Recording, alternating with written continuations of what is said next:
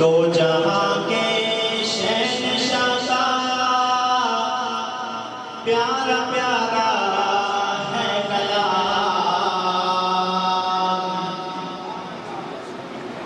دو جہاں کے شہنشاہ کا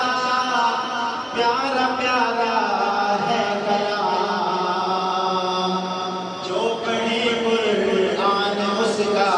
ہے بڑا اونچا مقام۔ بہت شان اچھی ہے قرآن پڑھنے والی کی اللہ تعالیٰ کی، ماشاءاللہ حافظ اکرام کو اللہ تعالیٰ نے ان کی جو شان رکھی ہے وہ ہمیں قیامت والے دن پتہ چلے گا۔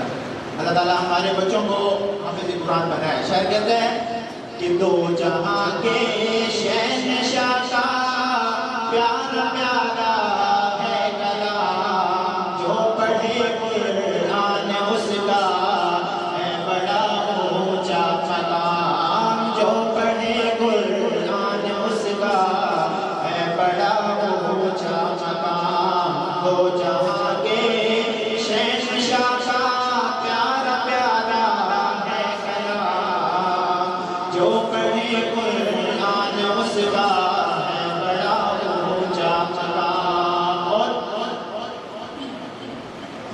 جو بھی اس قرآن کا ایک حرف پڑھتا ہے جیا، جو بھی اس قرآن کا ایک حرف پڑھتا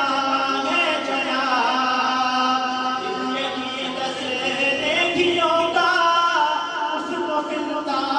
ہے ثواب۔ یہ ہمیں فرما گئے ہیں سید خیر الانام، یہ ہمیں فرما گئے ہیں سید خیر الانام، جو پڑھے قرآن اس کا